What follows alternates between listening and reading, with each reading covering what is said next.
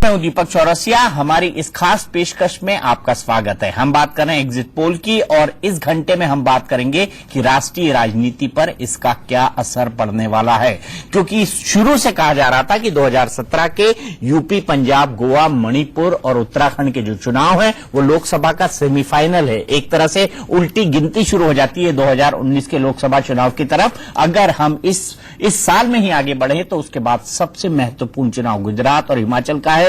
ये चुनाव उस पर सीधा सीधा असर डालेंगे। राहुल गांधी की लीडरशिप का क्या होगा? क्या अखिलेश को घर के अंदर और तनातनी झेलनी पड़ेगी? नरेंद्र मोदी और अमित शाह इन परिणामों को देखने के बाद कितने बड़े नेता बन जाएंगे, लार्जर देन लाइफ बन जाएंगे वो। और साथ ही साथ हमको ये भी देखना होगा कि क्या राहुल गांधी के खिलाफ कांग्रेस में एक रिजनमेंट खड़ा होगा, क्योंकि कांग्रेसियों में बेहद निराशा है। इन तमाम मुद्दों पर हम बात करेंगे अगले एक घंटे में। हमारे साथ कई सारे खास मेहमान जुड़ेंगे, लेकिन आइए सबसे पहले देख लेते हैं क्या है अभी तक के परिणाम और क्या है उनकी बड़ी बातें। आइए देखते हैं। सबसे पहले हम आपको बता दें कि उत्तर प्रदेश में बीजेपी सबसे बड़ी पार्टी बनने जा रही है। कुछ एग्जिट पोल ये भी कह रहे हैं कि वो गठबंधन मेजॉरिटी भी पा सकता है। India news MRC exit poll की जो बड़ी बातें हैं, 185 सीटों के साथ बीजेपी उत्तर प्रदेश में सबसे बड़ी पार्टी है। सबसे पहली बात ये, 120 सीटों के साथ एसपी कांग्रेस गठबंधन दूसरे नंबर पर है। दूसरी बड़ी बात ये, और तीसरी बड़ी बात कि मायावती सरकार की रेस से बाहर है। बीएसपी को मात्र 90 सीटों के मिलने का अनुमान है। उत्तराखंड में बीजेपी की पूर्ण बहुमत वाली सरकार बनने का अनुमान है, यह हमारा एग्जिट पोल कहता है। उत्तराखंड में बीजेपी को 38 और कांग्रेस को 30 सीटें मिलने का अनुमान है, यह भी हमारा एग्जिट पोल कहता है। और पंजाब में त्रिशंकु विधानसभा का अनुमान है, यह भी हमारा एग्जिट पोल कहता है। लेकिन यहां से पंजाब में कांग्रेस को 55 और आपको भी 55 सीटें मिलने का अनुमान है। आपके लिए बड़ी सफलता इसलिए है क्योंकि आप पहली बार पंजाब के अंदर चुनाव लड़ रही है और पहले ही चुनाव में इतनी पॉपुलर बनके सामने आ रही है। पंजाब में बुरा हाल अकाली गठबंधन का होने वाला है। कई सारे रीजंस हैं, उन पर जो आरोप लगे थे, उनका जो एरोगेंस था, इसके चलते उनको 7 सीटें मिलेंगी। गोवा में किसी को बहुमत नहीं मिलेगा, लेकिन अभी तक के संकेत ये बता रहे हैं कि गोवा के अंदर बीजेपी सबसे बड़ी पार्टी बनेगी 15 सीटों के साथ, और मेजॉरिटी के लिए उसको 21 सीटें चाहिए। गोवा में कांग्रेस को 10, आपको 7 सीटें मिलने का अनुमान है। इसके अलावा क्या बड़ी बातें हैं, आइए एक बार देख लेते हैं। तो आप ये देख रहे हैं इंडिया न्यूज एमआरसी एक्सिस पोल की तमाम बड़ी बातें। यूपी में त्रिशंकु विधानसभा के आसार हैं, ये ब्रेकिंग न्यूज कह रही है। इंडिया न्यूज एमआरसी का ये एग्जिट पोल है, ये भी बता रहा है कि उत्तर प्रदेश के अंदर भारतीय जनता पार्टी सबसे मजबूत स्थिति में है, वर्केबल मेजॉरिटी तक जा सकती है, क्योंकि हम 185 सीटें दे रहे हैं और अलायंस को अगर चाहिए कि वो सरकार बनाए तो उसको 202 सीटों की जरूरत है। एसपी कांग्रेस गठबंधन दूसरे नंबर की पार्टी है, लेकिन वोटों का अंकगणित क्या कहता है? ऊपर उत्तर प्रदेश देख रहे हैं, साइड में आप देख रहे हैं पंजाब, उत्तराखंड और गोवा। लेकिन एक बार इसकी पूरा सिनेरियो के साथ समझने के लिए चलते हैं राशिद के पास। राशिद हमें बताएंगे सीट, राशिद हमें बताएंगे पोल परसेंटेज भी। आइए राशिद। शुक्रिया दीपक, आपने एक बड़ी मौजू बात कही है। आपने ये कहा कि लोकसभा चुनाव से पहले ये सत्ता का सेमीफाइनल है और सत्ता के सेमीफाइनल में सबसे रोचक, रोमांचक और अग्रेसिव मैच अगर कहीं खेला गया है तो उत्तर प्रदेश में खेला गया है। उत्तर प्रदेश की जनता ने क्या उत्तर दिया है सीट प्रोजेक्शन के जरिए, सबसे पहले मैं दिखाता हूं आपको भी और अपने दर्शकों को भी। अब ये देखिए कि बीजेपी को बीजेपी प्लस 185 सीटें मिलने का अनुमान, इस तरह का प्रोजेक्शन है इंडिया न्यूज और एमआरसी के एग्जिट पोल में, जो कि यहां पर मेरे बाईं तरफ आपको नजर आ रहा है। मतलब यह है कि सिंगल लार्जेस्ट पार्टी 185 की बीजेपी बनकर के उभर तो रही है, लेकिन हां बहुमत के आंकड़े से यानी 202 के आंकड़े से 17 सीट पीछे है। यह आंकड़ा किस तरह से पाया जाएगा अगर यही प्रोजेक्शन नतीजे में तब्दील होता है तो। और इसके अलावा हमने आपको दिखाया, और अब आप ये देख लीजिए कि वोट शेयर किस तरीके का है। बीजेपी को 33% वोट शेयर, आप ये समझ लीजिए कि 33% वोट शेयर बहुत ही ज्यादा बंपर कहा जाता है। और ये चुनावी राजनीति के इतिहास में बीजेपी के लिए यूपी में एक अपने आप में बहुत बड़ा रिकॉर्ड है। एसपी कांग्रेस का जो अलायंस है उसे 28% वोट मिले हैं और बीएसपी को 25% वोट मिला है और अदर्स के खाते में गए 14% वोट। ये यूपी का मसला है, लेकिन यूपी को जब तक 7 अलग अलग क्षेत्रों के हिसाब से आप समझेंगे नहीं, तब तक आप जो है इन आंकड़ों की गहराई तक जा नहीं पाएंगे, या यूं कह लें कि अंदर की बात समझ नहीं पाएंगे। तो रीजन वाइज हम चलते हैं और रीजन वाइज हम शुरुआत करेंगे। पूर्वांचल हम आपको दिखाएंगे, हम आपको अवध दिखाएंगे, हम आपको पश्चिमी उत्तर प्रदेश और पूर्वांचल से हम कर रहे हैं शुरुआत। पूर्वांचल के इलाके में चलिए 92 सीटें यहां पर आती हैं, 36 सबसे ज्यादा बीजेपी को मिलती हुई नजर आ रही है सीट प्रोजेक्शन के हिसाब से। और एसपी कांग्रेस का जो अलायंस है वो 22 सीटें और 33, यही पूर्वांचल का इलाका है जहां कुछ हद तक बीएसपी ने ठीक प्रदर्शन किया है, क्योंकि पूर्वांचल में ही बनारस आता है, यानी प्रधानमंत्री मोदी का संसदीय क्षेत्र आता है, गोरखपुर आता है। यहां पर बनारस, जौनपुर, गाजीपुर, मिर्जापुर, चंदौली, ये मुख्तलिफ इलाके हैं जो पूर्वांचल के आते हैं। इसके बाद हम अवध का भी रुख कर लेते हैं, क्योंकि अवध में सबसे ज्यादा विधानसभा सीटें हैं और 101 विधानसभा सीट, और अवध का जो रीजन है यहां से बीजेपी को टक्कर दी है एसपी और कांग्रेस अलायंस ने। यहां एक ऐसा एरिया है जहां से महज एसपी कांग्रेस अलायंस ने टक्कर दी है बीजेपी को, और बीएसपी के खाते में गई है 23 सीटें और अदर्स के खाते में एक भी सीट नहीं गई है। ये अवध का आंकड़ा बताता है। अवध के आंकड़े का मतलब आप सीधे तौर पर यह समझ जाइए कि जो लखनऊ का जो इलाका है, जो रायबरेली, श्रावस्ती वगैरह का इलाका है। अब आप चले जाइए बुंदेलखंड की तरफ। बुंदेलखंड का मतलब कि बुंदेलखंड के 7 जिले और 19 विधानसभा सीटें, जहां पर किसानों की बात होती है, किसानों की आत्महत्या की बात होती है, लेकिन चुनावी मुद्दे में यह जल्दी तब्दील नहीं हो पाता। लेकिन जब आप बुंदेलखंड आते हैं तो यहां से बीजेपी ने अच्छा स्वीप किया है, 12 सीटें लेकर के गई है। एसपी कांग्रेस अलायंस को 4 सीटें, बीएसपी के खाते में 3 सीटें आती हुई नजर आ रही हैं, जो इंडिया न्यूज और एमआरसी के एग्जिट पोल में सीट प्रोजेक्शन आ रहा है अभी तक। अब आप आ जाइए बुंदेलखंड के अलावा, अब आप जो ऊपरी दोआब का जो इलाका है, यानी जो अपर दोआब का इलाका है, मतलब ये हो गया कि जो मुलायम सिंह यादव और यादव क्लैन का जो गढ़ कहा जाता है, यानी एटा हो गया, इटावा हो गया, फर्रुखाबाद हो गया, यहां 9 जिले आते हैं, 33 सीटें आती हैं। और यहां पर अगर बीजेपी ने समाजवादी पार्टी को पटखनी दी है तो ये अपने आप में एसपी के लिए सोचने वाली बात है, क्योंकि 16 सीट निकालती हुई नजर आ रही है। 33 में से 16 सीटें बीजेपी प्लस, एसपी प्लस 15 और बीएसपी के खाते में महज 2 सीट जाती हुई नजर आ रही है। ये कन्नौज, काशीराम नगर, मैनपुरी, रमाबाई नगर वगैरह के इलाके हैं। अब आप आ जाइए निचले दोआब वाले इलाके में, जहां पर यह कहा जाता है अगर आप चले जाएं तो वहां पर यह नहीं कोई पूछेगा कि आप कैसे हैं, लोग ये पूछते हैं कि कस, यानी कि कैसे हैं आप, यानी इलाहाबाद का इलाका। यहां से बीजेपी ने बहुत अच्छा प्रदर्शन बीजेपी करती हुई नजर आ रही है, अगर यह प्रोजेक्शन नतीजे में तब्दील होता है। 24 सीट बीजेपी, एसपी प्लस को 5 सीटें जा रही हैं और बीएसपी के खाते में 9 सीट जाती हुई नजर आ रही है। यह निचला दोआब जो है ये बोल रहा है। और निचले दोआब के अलावा जो रुहेलखंड वाला इलाका है, रुहेलखंड का इलाका का मतलब आप ये समझ जाइए कि जो रामपुर वाला इलाका है, जहां पर मुस्लिम बहुल क्षेत्र है, जो बरेली का इलाका आता है, यानी ये कि जहां पर समाजवादी पार्टी के बड़े नेता आजम खान का गढ़ कहा जाता है, वहां से भी बीजेपी प्लस को 19 सीट मिलती हुई नजर आ रही है। एसपी जो है यहां से टक्कर दे रही है, 22 सीटें, और बीएसपी के खाते में 8 सीटें जाती हुई नजर आ रही हैं। ये अभी यूपी का क्षेत्रवार आंकड़ा हम आपको बता रहे हैं। उसके बाद एक्सट्रीम आप पश्चिमी उत्तर प्रदेश में चले जाइए। एक्सट्रीम पश्चिमी उत्तर प्रदेश का मतलब यह हो गया कि गौतम बुद्ध नगर का जो इलाका है, गौतम बुद्ध नगर के अलावा जो गाजियाबाद वगैरह के इलाके हैं, वहां से बीजेपी ने बहुत ही अच्छा प्रदर्शन किया है, क्योंकि यहां पर शहरी इलाके भी आते हैं और शहरी वोट ऐसा बताया जाता है कि बीजेपी के खाते में जाता है। वोटर टर्नआउट भी ठीक सा रहा था और लिहाजा यहां से पूरी तरह से पश्चिमी उत्तर प्रदेश से पूरी तरह से स्वीप करते हुए, यानी जो जाटलैंड जिसे बोला जाता है, जो जाटों का इलाका कहा जाता है, जहां पर जाट बहुल क्षेत्र है, और जाटों के बारे में ऐसा कहा जा रहा था कि 2014 में एनमास जो जाट वोट बैंक था वो पूरी तरह से बीजेपी के खाते में गया था, लेकिन इस बार थोड़ी नाराजगी नजर आ रही थी। लेकिन ये जो प्रोजेक्शन है इसमें कुछ ऐसा नजर नहीं आ रहा है, ऐसे इंडिकेशंस मिल नहीं रहा है। इसका मतलब यह है कि क्या यह चुनाव पोलराइज हुआ है, सबसे बड़ी बात यह है मुद्दे कौन कौन से काम किए, ये सब कुछ समझने के लिए एक बार फिर से हम एडिटर इन चीफ दीपक का रुख कर सकते हैं। दीपक, बहुत बहुत शुक्रिया राशिद। हमको अब समझना क्या होगा, हमको कई सारी चीजें समझनी होंगी। हमको सबसे पहले यह समझना होगा कि ये 2019 का सेमीफाइनल है और सेमीफाइनल के नतीजे किसका मोराल कितना बढ़ाएंगे। क्या आम आदमी पार्टी नेशनल सीन के अंदर आएगी? क्या राहुल गांधी को संन्यास ले लेना चाहिए? क्योंकि ये सवाल भी उठेगा कांग्रेस के अंदर कि सक्रिय राजनीति से हटके उनको किसी नए को नेता चुन देना चाहिए, क्योंकि वो एक बड़े रिलक्टेंट पॉलिटिशियन है, वो कोई रिस्पॉन्सिबिलिटी लेना नहीं चाहते या जबरदस्ती उनको रिस्पॉन्सिबिलिटी दी जाती है। बीजेपी में अमित शाह का कद बेहद बढ़ जाएगा। नरेंद्र मोदी की पॉपुलैरिटी फिर से एक बार पीक पे होगी। अभी भी पीक पे थी, नोटबंदी और सर्जिकल स्ट्राइक पर जनता की मुहर लग जाएगी। और ऐसे में कांग्रेस के सामने सबसे बड़ा सवाल होगा कि 2019 के लिए वो प्रियंका का दांव लगाएगी या नहीं। गुजरात और हिमाचल प्रदेश में नवंबर दिसंबर में चुनाव होने हैं इसी साल और एडवांटेज बीजेपी हो जाएगा उसके साथ ही। लेकिन क्या नया वोट बैंक बीजेपी के साथ जुड़ा है और क्या प्रधानमंत्री के तौर पर नरेंद्र मोदी और कड़े फैसले लेंगे नोटबंदी जैसे और बाकी चीजों के जैसे? अरविंद केजरीवाल का क्या होगा, वो दिल्ली रहेंगे या फिर पंजाब जाएंगे? और क्या समाजवादी पार्टी के घर का झगड़ा बढ़ेगा। इन तमाम चीजों पर हम बात करेंगे, लेकिन बातचीत की हमारे साथ कौन कौन से खास मेहमान जुड़े हैं हम आपको पहले ये बता देते हैं। हमारे साथ बीजेपी के चीफ व्हिप और बीजेपी के एमपी है महाराजगंज से पंकज चौधरी जी, वो जुड़े हुए हैं।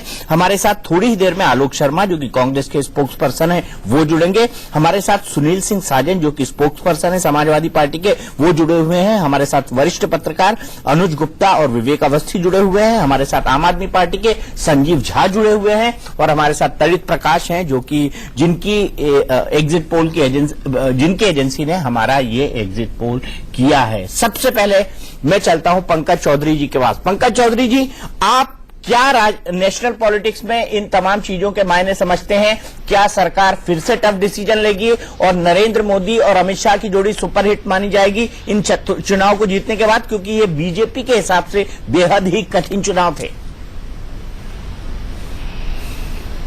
दीपक जी, जहां तक बीजेपी का उत्तर प्रदेश का सवाल है, मैं समझ सकता हूं कि मैं एग्जिट पोल पे कोई कमेंट नहीं कर सकता और सबका अपना अपना एग्जिट पोल होता है। इसका नतीजा 11 तारीख को आएगा, लेकिन ये बात तो तय है कि सभी चैनलों ने single largest party Bharatiya Janata party को दिखाया है। और निश्चित तौर से 2014 में भी जब एग्जिट पोल के नतीजे आए थे तो एक दो चैनल को अगर आप छोड़ दें तो कहीं ना कहीं सभी चैनलों ने बहुमत हमारी नहीं दिखाई थी, लेकिन सबसे लार्जेस्ट पार्टी दिखाई थी। और आज का जो मूड जनता का चल रहा है, कहीं ना कहीं वो जब देती है बहुमत तो पूर्ण बहुमत देती है और उसका परिणाम है, चाहे उत्तर प्रदेश के पिछले 2 चुनाव को देखें, दिल्ली को देखें, बिहार को देखें, आसाम को देखें, तो कहीं ना कहीं जो आप लोगों का एग्जिट पोल में आया उसको कहीं ना कहीं जनता ने बल दे करके और उसको पूर्ण बहुमत में बदल दिया। और निश्चित तौर से उत्तर प्रदेश में भारतीय जनता पार्टी की पूर्ण बहुमत की सरकार बनेगी। पूर्ण बहुमत की सरकार बनेगी, लेकिन नेशनल पॉलिटिक्स में इसके क्या मायने होंगे? क्या अखिलेश यादव को घर के अंदर रिजल्टमेंट झेलना पड़ेगा? हमारे साथ आलोक शर्मा जी भी जुड़ गए हैं, जल्दी बिठाइए भाई, नेशनल पॉलिटिक्स के मायने समझ रहे हैं और इनकी पार्टी का सबसे बड़ा रोल है। Alok Sharma ji national spokes person है कांग्रेस के, लेकिन उससे पहले मैं चलता हूं आम आदमी पार्टी के नेता संजीव झा की तरफ।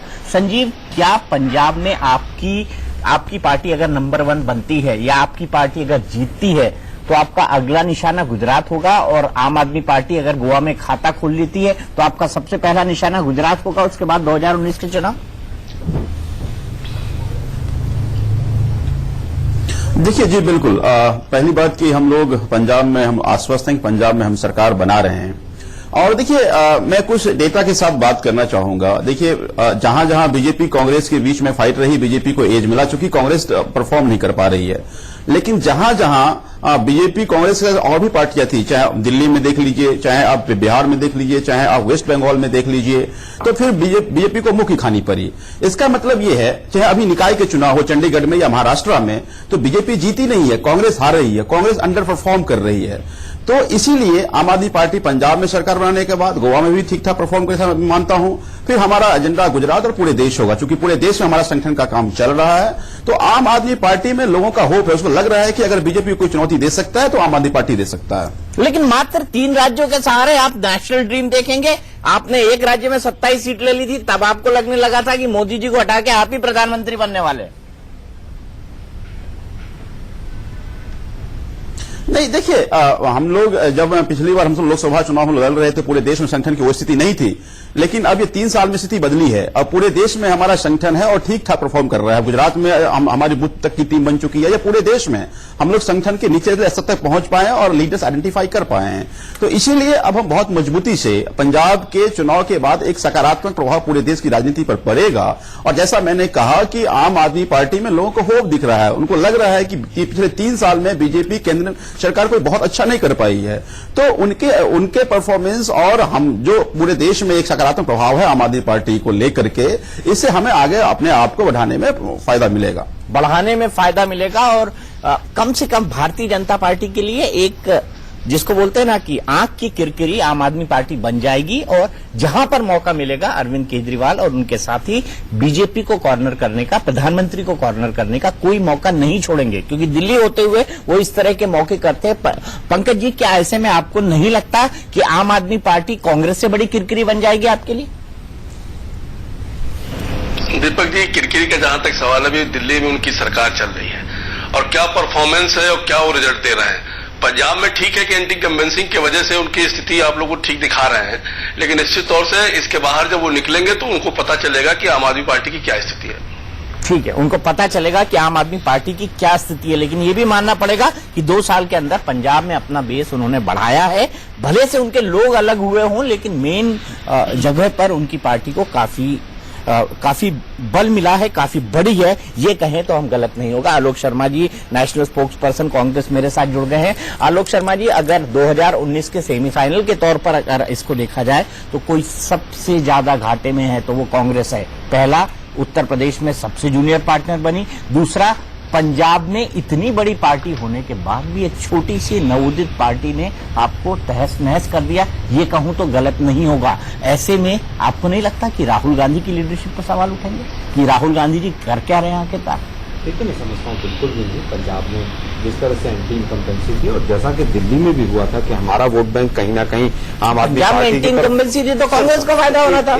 कांग्रेस को फायदा होना था। यह है कि जब एंटी इनकम्बेंसी हो और जो चिर परिचित जो प्रतिद्वंदी हैं उनका वोट बैंक एक दूसरे की तरफ ना जाके तीसरा अगर कोई ऑप्शन आ जाता है, जैसा कि दिल्ली वही में तो मैं कह रहा हूँ। मैं आपसे अलग बात कहाँ कह रहा हूँ? वही- मैं अलग बात कहते हुए यही एक आपसे सवाल पूछ रहा हूँ कि आपको नहीं लगता कि राहुल गांधी के ऊपर सवाल उठने लगेंगे इसके बाद? बिल्कुल भी नहीं। अभी सबसे पहली चीज तो यही है कि परसों तक का रिजल्ट आने दीजिए। आम आदमी पार्टी के लोग क्या क्या कहते हैं वो उसके ऊपर अभी हम कोई आंकलन लगाने लगे वो ठीक नहीं होगा। 54% से मात्र 1 साल के अंदर इनकी परफॉर्मेंस 29% वोट पर आकर गिर गई थी। कॉर्पोरेशन के 13 जो बाई इलेक्शन हुए थे। कहाँ 13 बाई इलेक्शन? पूरे राज्य का इलेक्शन है। 13 ये पूरे राज्य का इलेक्शन। अरे सर बिल्कुल। आलोक शर्मा जी दिल्ली से ऊपर उठे हैं, नेशनल स्पोक्स पर्सन है आप। सर बिल्कुल बाई इलेक्शन है, लेकिन जहां पर परफॉर्म करने का जनता ने मौका दिया वहां पर अगर वोट परसेंटेज धड़ाम से गिरा है। पंजाब के लोगों को हमने बहुत समझाया है कि भाई पंजाब में जो आप ये लोग झूठे वायदे कर रहे हैं, समझा नहीं पाए हैं आप। हो सकता वही तो मैं कह रहा हूँ, वही कह रहा हूँ कि आप समझा नहीं पाए हैं और ये लीडरशिप का फेल्यूर है। वही तो पूछ रहा हूँ मैं आपसे। ये नतीजा आप जलेबी क्यों बना रहे हैं? दीपक जी, ये नतीजा जब परसों 11 बजे सही आएगा सामने तब उसके ऊपर टिप्पणी करेंगे। अभी तो दिल्ली की जो दुर्गति हो रखी है उसको आप पूरा दिल्ली ने देखा है। पंजाब के लोग अगर उस चीज को नहीं मानेंगे तो वहां पर भी हम देखेंगे इस चीज को। पता है सामने गड्ढा है, लेकिन आंख बंद करके वहीं जाते हैं। नहीं, ऐसा नहीं है। देखिए, गड्ढा है गड्ढा नहीं है, मैं समझता हूं पंजाब के अंदर कांग्रेस की सरकार बनेगी। आज जितने एग्जिट पोल भी आ रहे हैं उनमें तमाम तरह के विरोधाभास आ रहे हैं। एग्जिट पोल 2 जो मेजर आए हैं उसमें दिखाया गया कि उत्तर प्रदेश के अंदर बसपा को 25 से 27 सीटें मिल रही। मैं समझता हूं चाहे वो प्रतिद्वंदी दल है, चाहे वो आइडियोलॉजिकली ओपोनेंट ग्रुप भी हो सकते हैं, लेकिन इतना एग्जिट पोल में ज्यादा सीटें दिखाई इतना अंडर एस्टिमेट, यही कह रहे हैं? नहीं, मैं नहीं कह रहा। मैं कह रहा हूं इतना अंडर एस्टिमेट करना अपने आप में प्रश्न चिन्ह लगाता है। चलिए, ठीक है। उत्तरांचल में 2 सीटें अन्य को दी जा रही हैं। 19 से 20 बीजेपी के बागी खड़े हैं, 19 से 20 ही लगभग कांग्रेस के बागी खड़े हैं। सपा बसपा भी वहां पर तराई बेल्ट में है। उसके बाद मैं समझता हूं कि जिस तरह के आंकड़े बिहार में फेल हुए, जवाब नहीं दे रहे, बिहार में फेल हुए, दिल्ली में फेल हुए, तो बिहार में अभी जूनियर पार्टनर थे, उत्तर प्रदेश में जूनियर पार्टनर है। 125 साल पुरानी पार्टी को 3 साल पुरानी पार्टी ने धूल चटा दी। नहीं, ऐसा नहीं है। पंजाब में तो ये लग रहा है अनुज जी, क्या ये देखते हुए आपको लगेगा कि कुछ कांग्रेसी ये कहेंगे कि राहुल जी आप कर क्या रहे हैं? आप एक काम करिए, आप रिलेक्टेंट लीडर हैं, आप स्टेप डाउन करिए और नया नेता चुन लीजिए और आप कहिए कि जय जय हो गया भाई। दीपक जी, कुछ कांग्रेसी ऐसा कहेंगे, हो सकता है बहुत कम, मगर अधिकांश की अब रीढ़ नहीं बची है, उनके अंदर साहस नहीं है कि कोई महत्वपूर्ण बात उठ करके कह सकें। लेकिन मैं आपको विपक्ष के एक नेता ने आज जो टिप्पणी संसद भवन में की वो मैं आपको सुनाना चाहूंगा। उनका कहना है कि सोनिया गांधी ने जब 2004 में गठबंधन बनाया तो उनका एक स्टेचर था, लोग उनके साथ, क्योंकि वो झुक करके बात कर लेती थी, शरद पवार के घर भी खुद चली गई थी, तो उस तरह का उनका तेवर था। इस कारण से बाकी लोग यूपीए बनाने के लिए आ गए। लेकिन राहुल गांधी यदि बुलाएं तो कोई उनकी बैठक में आएगा क्या? ये सवाल यदि परसों यूपी भी वो बुरी तरह हार जाते हैं तो ये जरूर उठने लगेगा और 2019 के लिए कांग्रेस के नेतृत्व में कोई गठबंधन नहीं बन पाएगा। 2019 की ही बात हो रही है क्योंकि 2019 के पर्सपेक्टिव से ही देख रहे हैं। विवेक, आपको ऐसे में क्या लगता है, अगर राहुल के साथ साथ प्रियंका को लाया जाता है तो वो कांग्रेस के लिए नुकसानदेह होगा, या ये कहें कि प्रियंका को फ्रंट पे रख दिया जाए, राहुल को कहा जाए कि 2 कदम वो पीछे हो जाए? क्या करना चाहिए कांग्रेस को ऐसी परिस्थिति में? देखिए दीपक, पहली चीज तो ब्रांड राहुल जो है, इस अगर हम जो अभी नतीजा अभी दिखा तो रहे हैं, ब्रांड मोदी और ब्रांड अमित शाह है। वो हिट हुआ है बहुत बुरी तरह से, बहुत बुरी तरह से हिट हुआ है। हिट क्या है? चूर चूर हो गया है। चूर चूर हो गया। उसको बचाने के लिए एक लास्ट डिट एफर्ट ये हो सकता है, आखिरी कोशिश ये हो सकती है कि प्रियंका गांधी को चेहरा बना के सामने लाया जाए और राहुल गांधी को थोड़ी सी बैक सीट दी जाए, ताकि एक पार्टी के कैडर को मैसेज दिया जाए, पार्टी के वोटर को मैसेज दिया जाए, लोगों को मैसेज दिया जाए कि हम कुछ नया एक्सपेरिमेंट करने की कोशिश कर रहे हैं। प्रियंका को हम आगे ला रहे हैं राहुल, क्योंकि इतनी उनको मौके दिए गए, इतने चांसेस मिले, वो नहीं कर पाए, इसलिए उनको हम थोड़ा सा पीछे करके अब हम लीडरशिप प्रियंका के हाथ में दे रहे हैं। लेकिन सबसे बड़ी चीज ये है कि क्या प्रियंका गांधी इसके लिए तैयार हैं? प्रियंका तो तैयार है, सोनिया गांधी नहीं तैयार है। अंदर की खबर ये है। यूपी के चुनाव में भी कांग्रेस वालों ने बहुत बार इस तरह के बयान दिए कि प्रियंका गांधी लीड करेंगी, फ्रंट से करेंगी, वो करेंगी, इतनी सभा करेंगी, उतनी सभा करेंगी, लेकिन हुआ नहीं। आप इतने समझदार पत्रकार हैं, मुझे ये बताइए कि प्रियंका अगर 2017 में अपने आप को एक्सपोज कर देती तो 2019 पे तो वो बीजेपी को वॉकओवर दे देती। तो अगर उनको खुलना भी है तो 2018 और 2018 के बीच में खुलेंगे। क्यों आलोक जी, गलत तो नहीं कह रहा हूं? दीपक, ये चर्चाएं बहुत सालों से होती है, नहीं कब आएंगी कब आएंगी कब आएंगी, हर बार कांग्रेसी कहते हैं अब आएंगी, लेकिन आती नहीं है। ये अपने आप में बहुत बड़ा रहस्य है। कांग्रेस के तमाम कार्यकर्ताओं की हमेशा से मांग रही है कि वो आए और प्रचार करें, लेकिन ये उनका निजी फैसला है, ये परिवार का फैसला है कि वो कब आएंगी और किस रूप में आएंगी। सर, देश का भी फैसला है, परिवार का तो है ही। सर देखिए, मैं समझता हूं देश समझना चाहिए। बिल्कुल बिल्कुल, इसमें कहीं कोई दो राय नहीं है। मैं निजी तौर पर भी मैं समझता हूं कि प्रियंका जी अगर आएंगी तो कांग्रेस को बूस्टअप मिलेगा और कहीं ना कहीं हमें आगे गति मिलेगी। लेकिन एक छोटे से एग्जिट पोल के बेस पर राहुल गांधी को आप पूरी तरह से नकार दें। जिस समय वो जनरल सेक्रेटरी और वाइस प्रेसिडेंट बने, तमाम राज्यों में सरकारें आई, 145 एमपी से सर, सोनिया जी की मेहनत थी। सर, ये आप भी जानते हैं, मैं भी जानता हूं। ऐसा नहीं है, राहुल जी की भी मेहनत बहुत रही है। समय बलवान होता है। अभी तो एग्जिट पोल है, परसों तक इंतजार कीजिए। अगर यही पलट जाएंगे तो हम ही यहां पर स्टूडियो में बैठकर कहेंगे कि राहुल जी की वजह से ऐसा हो गया।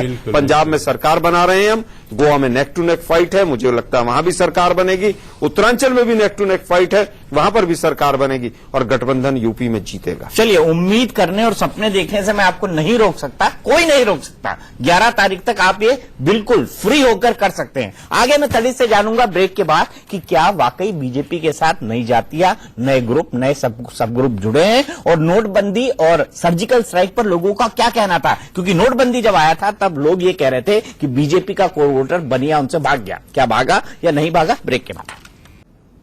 एग्जिट पोल ये बता रहे हैं कि भारतीय जनता पार्टी काफी अच्छा करने वाली है इन 5 राज्यों के चुनाव में। पंजाब को छोड़कर सभी जगह वो नंबर 1 की पार्टी होगी, कुछ जगह बहुमत लाएगी और कुछ जगह वर्केबल मेजॉरिटी की हालत में होगी। यानी इसका राष्ट्रीय राजनीति पर बड़ा प्रभाव पड़ेगा। तड़ित, क्या कारण है कि मायावती, समाजवादी पार्टी और कांग्रेस का गठबंधन ये चल नहीं पाए? क्यों लगता है आपको? देखिए दीपक, जो हम आंकड़ों का अध्ययन कर रहे हैं उसमें 2-3 चीजें और भी निकल के आ रही हैं जिसमें मैं चाह रहा था कि बातें करूं। कांग्रेस और सपा का अलायंस हुआ, हम जो वोट शिफ्टिंग देख रहे हैं, सपा का वोट जिन सीटों पर कांग्रेस लड़ी है वहां तो आता हुआ हमें दिख रहा है, लेकिन कांग्रेस का जो अपना वोट बैंक था, जिन सीटों पर वो पिछले चुनाव में जीती भी थी या अच्छा भी कर रही थी, वो अचानक वहां से उठ के चला गया है बीजेपी की तरफ। यानी कांग्रेस को आप वैसे देखें यूपी में कि वोट कहां से आता है, तो अगर जातिगत आधार पर देखें तो हर जातियों से आता है। कांग्रेस अपने आप को मास बेस पार्टी करती है, सही भी है। ब्राह्मण से भी आ रहा है, दलितों से भी आ रहा है, मुसलमानों से भी आ रहा है, ओबीसी से भी आ रहा है। लेकिन इस चुनाव में मैं जब देख रहा हूं आंकड़ों को, तो कांग्रेस का जो अपना वोट बैंक था वो पूरी तरह उठ के शिफ्ट हो गया है। वो अलायंस बनने के बावजूद भी अलायंस या कांग्रेस को नहीं गया है। तो किसका मतलब कि अलायंस जो है कारगर नहीं हुआ सपा के लिए कांग्रेस के साथ। हम इसको इस तरह से देखते हैं।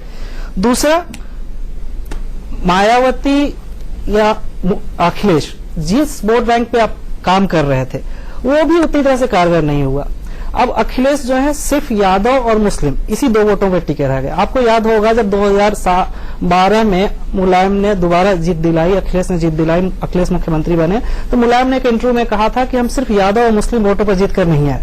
14-15 ऐसी ओबीसी, एमबीसी, मोस्ट बैकवर्ड जातियां थी जिन्होंने वापस हमें सपोर्ट किया है, जिसका सम जीत गया है। 2014 आते आते वो मोस्ट बैकवर्ड जातियां मोदी लहर में शिफ्ट हो गई बीजेपी की तरफ। आज बीजेपी हमें उसमें से बहुत सारी जातियों का वोट अपने पास रखती हुई दिखाई दे रही है। मैं आंकड़े देखूं, जो ओबीसी की ओबीसी की जो 5 बड़ी जातियां हैं उसमें यादव छोड़ के हर जाति पे, चाहे वो जाट हो, चाहे वो लोध हो, चाहे वो कोयरी, कुशवाहा, साक्या हो, चाहे कुर्मी हो, ये जो मुख्य ओबीसी की बड़ी जातियां हैं जो अच्छी संख्या में उत्तर प्रदेश में, उसमें बीजेपी ने बड़ी सेंध लगाई है 2012 के मुकाबले। 2014 को आप भले ही मोदी लहर में मान लें। ठीक है, बड़ी सेंध लगाई है। और यही जानने के लिए मैं सुनील सिंह साजन जी के पास चलता हूं। सुनील सिंह साजन, आपने जितनी सोशल इंजीनियरिंग की, जितने अलायंस किए, सब कुछ फेल हो गए। आपको नहीं लगता कि इसका ठीकरा अखिलेश के सर फूटेगा? पार्टी के अंदर टूट का ठीकरा भी अखिलेश के सर फूटेगा और शिवपाल यादव जैसे लोग ये कहेंगे कि देख लो भाई, अगर बड़ों के साथ आप ये करोगे तो आपके साथ यही होगा। भले से मुलायम सिंह जी ये कह रहे हो कि अखिलेश को जीत मिल सकती है। देखिए, मैं केवल ये कह सकता हूं दीपक जी कि एग्जिट पोल है और अभी रिजल्ट 11 तारीख को आना है। हमने एग्जिट पोल को कई बार देखा, दिल्ली सरकार में देखा जब केजरीवाल जी लड़ रहे थे, बिहार में गठबंधन पे देखा, तो भारतीय जनता पार्टी के लोग जब केजरीवाल जी के खिलाफ भी लड्डू खा रहे थे, बिहार में भी लड्डू खा रहे थे 11 बजे तक। और मुझे उम्मीद है कि आज से लेकर कल तक ये लोग सरकार बनाएंगे, लेकिन परसों जब रिजल्ट आएगा तो उसका रूप दूसरा होगा। क्योंकि रिजल्ट आएगा, जिस तरीके से उत्तर प्रदेश में रैलियों में भीड़ दिखी है, रोड शो में भीड़ दिखी है, मुझे लगता नहीं कि कोई भी एग्जिट पोल सही होगा। मैं ये नहीं कह रहा हूं मैं एग्जिट पोल के खिलाफ हूं या जिन्होंने किया मैं उनका सम्मान नहीं कर रहा हूं, लेकिन मैं ये कह सकता हूं कि उत्तर प्रदेश की जमीनी हकीकत से शायद वो लोग कहीं तक दूर हैं।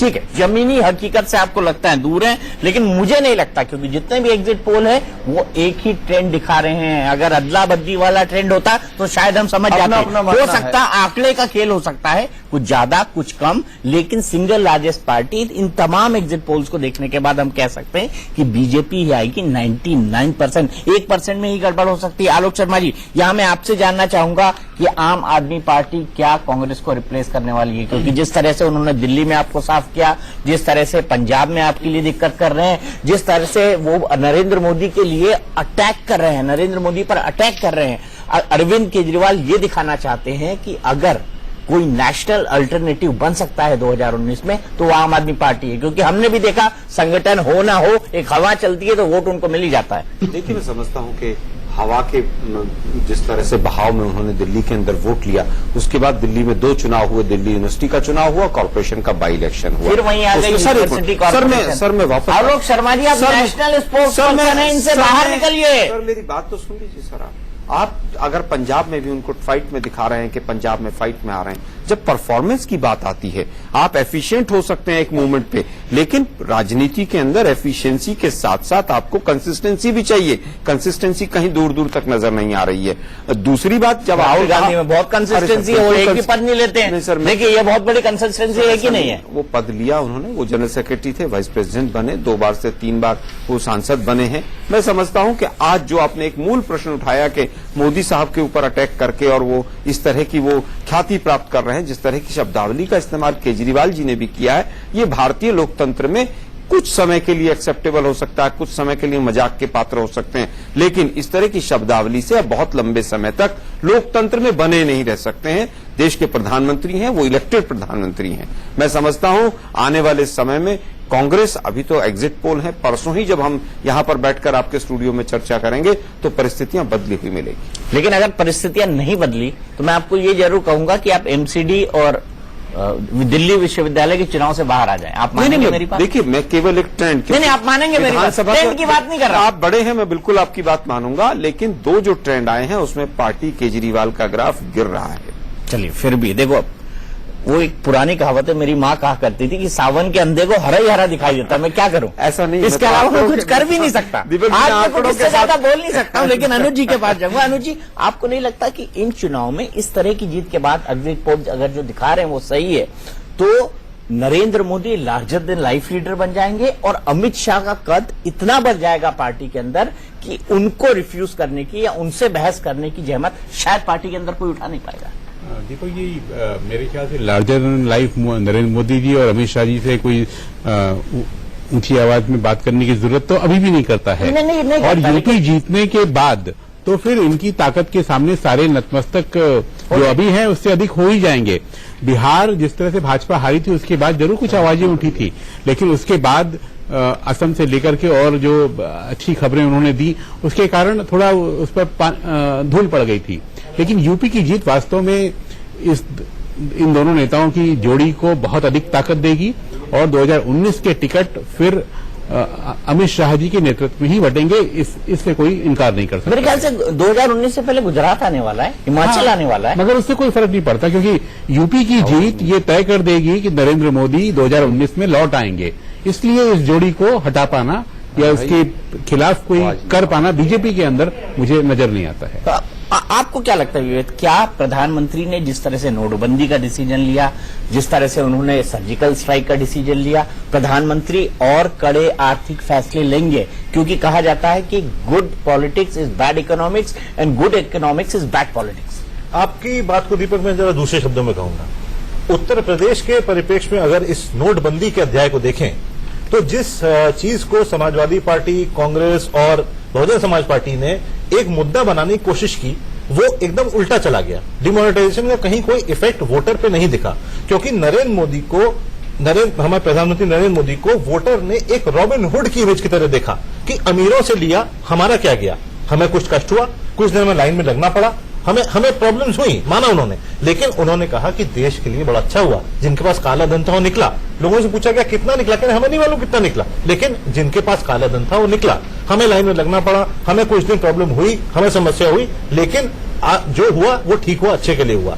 इससे लगता है कि डिमोनेटाइजेशन एक तरह से बीजेपी के लिए एक वरदान साबित हुआ है उत्तर प्रदेश चुनाव में। और अगर ये वरदान साबित हुआ है और ये नतीजे जो हम दिखा रहे हैं ऐसे ही ट्रांसलेट होते हैं, तो मुझे लगता है कि आने वाले समय में प्रधानमंत्री मोदी कोई भी टफ डिसीजन, बड़े फैसले लेने में कोई गुरेज नहीं करेंगे और शायद देश के लिए ये अच्छा भी हो। क्योंकि कभी कभी ऐसा होता है कि आप सोचते वोट बैंक की पॉलिटिक्स के चलते कुछ बड़े फैसले नहीं लेते हैं जो दूरगामी होते हैं। ऐसे में क्या होगा, ये बहुत देखने वाली बात होगी। और दूसरी बड़ी बात नेशनल पॉलिटिक्स में ये होगी कि राज्यसभा का अर्थमेटिक पूरी तरह से चेंज हो जाएगा, जो मोदी सरकार को और बल देगा। पंकज चौधरी जी, क्या आपको लगता है कि जिस तरह की जीत देखने को मिल रही है उससे राज्यसभा का अंकगणित पूरी तरह से बदल जाएगा और पहली बार ऐसा होगा कि बीजेपी कांग्रेस से भी आगे निकल जाएगी पूरे 70 साल के इतिहास में? इसको आप कैसे देखते हैं पंकज जी? निश्चित तौर से उत्तर प्रदेश के चुनाव के बाद राज्यसभा का आंकड़ा तो चेंज होगा, और जब आंकड़ा चेंज होगा कि जो चीजें देश के हित में मोदी जी करना चाहते हैं लेकिन राज्यसभा में कहीं ना कहीं बाधक पड़ जाता है, उससे कहीं ना कहीं हम उभरेंगे और प्रधानमंत्री जी और भी सख्त निर्णय देश के हित में लेंगे। अभी डिमोनेटाइजेशन की बात चल रही थी, मैं उसका एक उदाहरण चौर से दीपक जी आपको बताना चाहता हूं कि बहुत तेजी से सभी दल के लोग नोटबंदी लाइन में खड़ा करने की बात कही थी।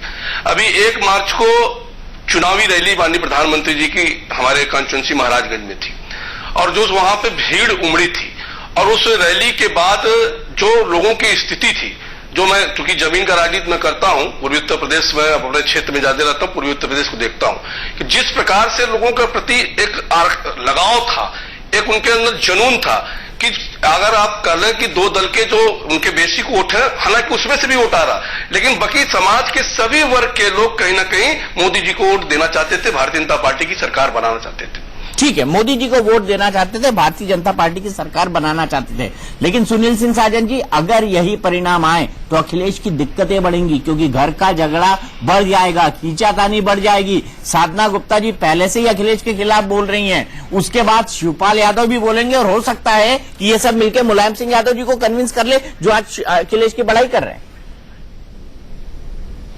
नहीं, देखिए, रिजल्ट कुछ भी आए, जहां तक सवाल आपका पार्टी को लेकर के है तो समाजवादी पार्टी के राष्ट्रीय अध्यक्ष माननीय अखिलेश यादव जी हैं, पार्टी के नेताओं ने, वर्करों ने, सब ने मान लिया है, तो पार्टी को लेकर के कोई झगड़ा नहीं है। और मैं ये कह सकता हूं अभी आपके चैनल पे, और क्योंकि हम लोग परसों भी मिलेंगे, ये जो जितने आंकड़े दिख रहे हैं, एग्जिट पोल जो भी दिख रहे हैं, ये 11 तारीख को बिल्कुल बदले से दिखेंगे और माननीय अखिलेश यादव और राहुल गांधी जी का गठबंधन उत्तर प्रदेश में सरकार बनाएगा। चले, एग्जिट पोल अगर जो कह रहा है हमारा वही परिणाम रहे तो आप ये मानेंगे बाप बाप ही होता है, बेटा बेटा, भले से उसका जूता दूसरे जूते के उसके पांव के अंदर आ जाए।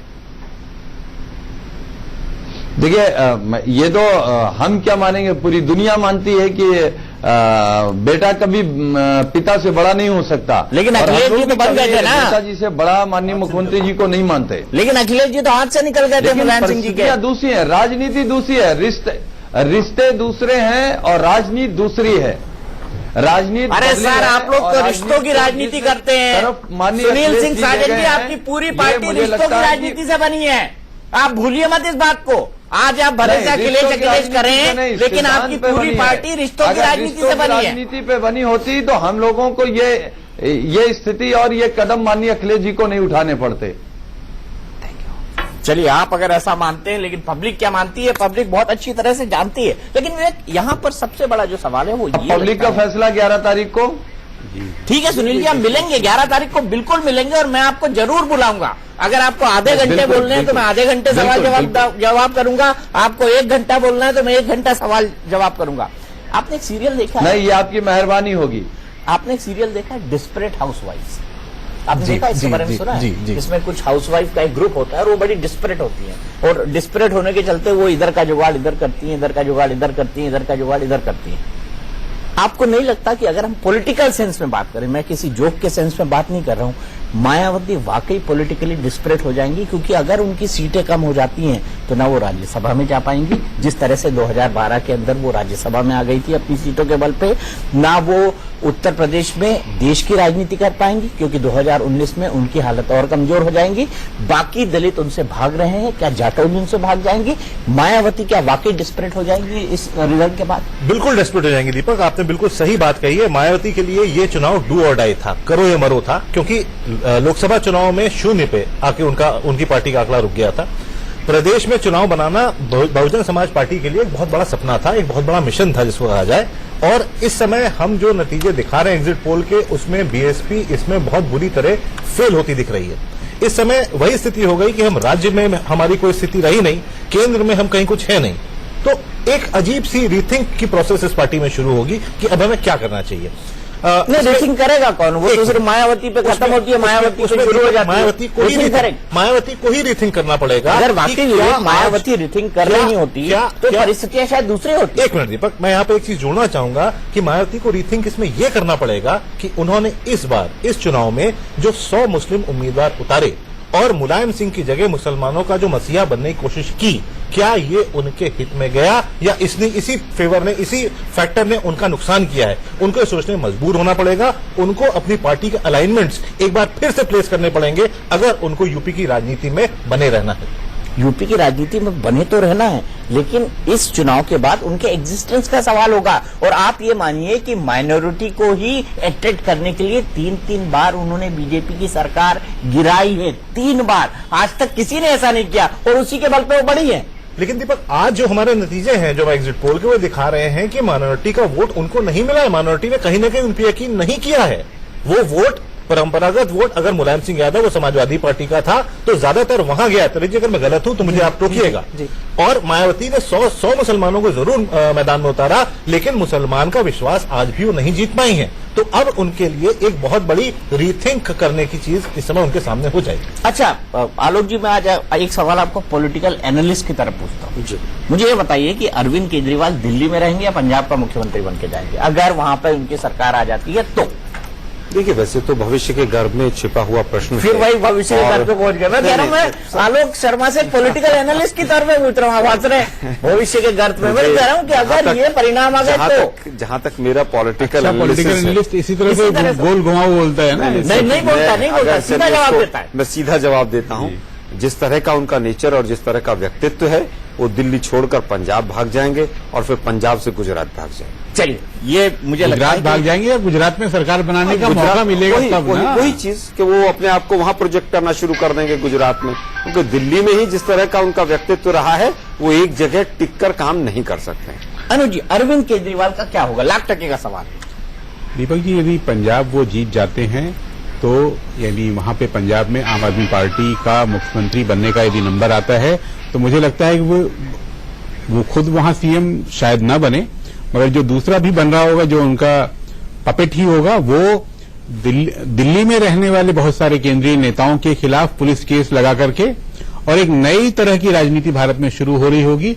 मीडिया के लिए तो बहुत अच्छा होगा, अगले 2 साल तरह तरह की खबरें मिल रही होंगी, लेकिन देश के लिए शायद बुरा होगा। देश के लिए शायद बुरा होगा। यही सवाल लेके मैं चलता हूं संजीव झा के पास। संजीव झा, मुझे बताइए, $1,00,000 का सवाल है, अरविंद केजरीवाल क्या करेंगे? दिल्ली रहेंगे या पंजाब जाएंगे? क्योंकि दिल्ली में उनके पास आधे हाथ कटी हुई सरकार है, पंजाब में पूरी सरकार मिलेगी, पूरी। पुलिस भी आपके हाथ में होगी, एंटी करप्शन ब्रांच भी आपके हाथ में होगा, राज्यपाल भी आपकी बात सुनेगा, सब कुछ होगा, पूरी बल्ले बल्ले, पूरी बल्ले बल्ले, बाकी सारे थल्ले थल्ले।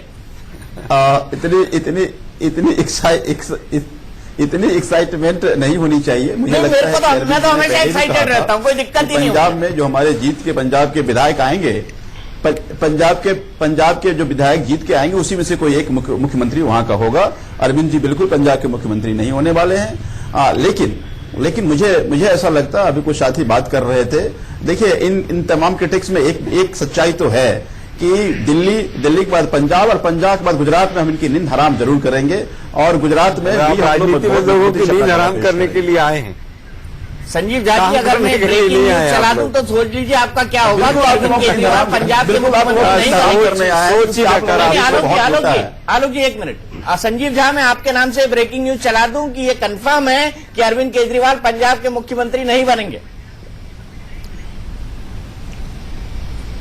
बिल्कुल चला दीजिए, बिल्कुल चला दीजिए, बिल्कुल चला दीजिए। बिल्कुल पंजाब के मुख्यमंत्री नहीं बनेंगे। पंजाब के जो विधायक जीत के आएंगे उसी में से विधायक दल तय करेगा कि मुख्यमंत्री कौन बनेगा, पार्टी तय करेगी। दीपक जी, एक सवाल मैं पूछना चाहता हूँ। बिल्कुल पूछिए सर, बिल्कुल। यदि देश भर में नेटवर्क पिछले 2 साल में पार्टी ने बनाया है तो उत्तर प्रदेश में चुनाव क्यों नहीं लड़े? बताइए संजीव झा जी, बताइए उत्तर प्रदेश में चुनाव क्यों नहीं लड़े? देखिए, आप तो काशी चले गए। बिल्कुल वाजिब सवाल है आपका। देखिए, नहीं, मैं बनारस का ही हो गया हूँ अब। नहीं, हमने उत्तर प्रदेश चुनाव नहीं लड़ा, हमने उत्तराखंड में चुनाव नहीं लड़ा। हमारा मकसद केवल ये नहीं किसी तरह से चुनाव के समर में हम कूद जाएं। हम चुनाव वहीं लड़ेंगे जहां हम चुनाव जीतेंगे। हम पंजाब में चुनाव लड़े, पंजाब में चुनाव जीतेंगे। गोवा में चुनाव ले, गोवा में हमारी मजबूत पकड़ है और अच्छा परफॉर्म करेंगे। गुजरात में चुनाव लड़ेंगे और गुजरात में चुनाव जीतेंगे। हम वहीं चुनाव लड़ेंगे जहां हमें विश्वास है हम जीतेंगे। नहीं, मगर इसी कारण देखिए आप वहीं चुनाव लड़ रहे हैं जहां भाजपा की सरकारें हैं, इसलिए कांग्रेस के मित्रों को कभी कभी ये मन में सवाल उठ जाता है कि क्या आप बीजेपी की तरफ से खेल रहे हैं जो कांग्रेस को कमजोर करने में लगे हुए हैं हमेशा। कांग्रेस मुक्त भारत, कर्टसी अरविंद केजरीवाल, सौजन्य से अरविंद केजरीवाल। देखिए कांग्रेस, मैंने पहले ही कहा, मैंने अपने ओपनिंग बातों में कहा कि कांग्रेस अब कहीं है नहीं। लोगों का भरोसा इसीलिए कांग्रेस से छूट गया और पूरे देश में आम आदमी पार्टी पर तो लोगों का भरोसा है। लग रहा है कि अगर इस 3 साल के मोदी जी के कामकाज को कोई पर्दाफाश कर सकता है तो अरविंद केजरीवाल कर सकता है, आम आदमी पार्टी कर सकती है। देखिए, दीपक जी, केवल एक वाक्य कहना चाहूंगा, न कांग्रेस ने आज तक कुछ किया है, न बीजेपी ने कुछ किया है। जो भी कुछ इस देश में हुआ वो 1.5 साल में केजरीवाल जी ने किया। तो आप ये तथ्य मान के चलिए ना आलोक जी, तो आप खुश रहेंगे, तसल्ली बख्श तरीके से रहेंगे। तो जरूर किया है। बिल्कुल बेड़ा गर्क कर दिया आप लोगों ने, दिल्ली को स्लम में कन्वर्ट कर दिया। आप देखिए बोर्ड पे लिखा हुआ है, यहाँ पर हर तरह का काम तसल्ली बख्श तरीके से किया जाता है।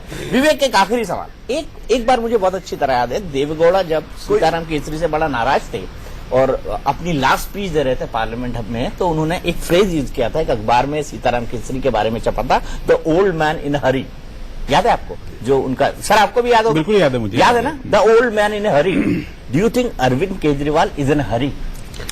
अरविंद केजरीवाल के लिए यंग मैन इन हरी नहीं, यंग तो नहीं रहे, जो भी उम्र बढ़ गई उस तकाजे से अगर देखें नहीं, यदि राहुल गांधी यंग है तो वो भी यंग है, एक ही एज ग्रुप। राहुल गांधी अगर यंग है तो वो भी यंग है, इससे मैं इनकार नहीं करूंगा। तो अरविंद केजरीवाल इस तरह की जो नई तरह की राजनीति जो उन्होंने इंट्रोड्यूस की है, या तथाकथित तौर पे उन्होंने इसको क्लेम किया है कि हमने नई तरीके की राजनीति इंट्रोड्यूस की है, उसको लेके जल्दी में तो हैं। दिल्ली के बाद वो सीधे पहुंच जाते हैं पंजाब, पंजाब से पहुंच जाते हैं गोवा, लेकिन यूपी और उत्तरांचल जैसे राज्यों को वो बहुत ज्यादा वो नहीं करते हैं, क्योंकि बड़े राज्य में मुझे लगता है वो जाके अभी गोताखोरी के मूड में नहीं है। नहीं, पूरे देश में गोताखोरी करना चाहते हैं। यूपी में नहीं किया, पूरे देश में गोताखोरी करना चाहते हैं। 2000 करना चाहते हैं। पिछले लोकसभा चुनाव में इन्होंने कोशिश की थी यूपी में घुसने की। लखनऊ से जावेद जाफरी जैसे एक अभिनेता को लाए थे, लड़ाया था। और दीपक, गलती से मैं उस समय लखनऊ 2-4 चक्कर गया था, तो मैंने देखा था हालत ये थी कि जावेद जाफरी साहब तो घूमते थे, उनके साथ गली मोहल्ले के 10-20 बच्चे घुमा करते थे। मतलब ऐसा भी कोई आदमी नहीं था जो खुद में एक वोटर है। जावेद जाफरी को लोग इसलिए जानते हैं, बच्चे खासकर जानते हैं, बहुत बढ़िया ब्रेक डांस करते हैं। आलोक शर्मा जी, आखिरी क्लोजिंग कमेंट। केवल ये कहना चाहूंगा, आपने बहुत अच्छी बात कही थी कि जहां जहां कांग्रेस का चांस बनता है कि बीजेपी से जहां स्टेट फाइट है, वहां पर कहीं ना कहीं इन लोगों को लगता है कि हम वहां पर बीच में घुसें और वहां पर जाकर झूठे वायदे करें।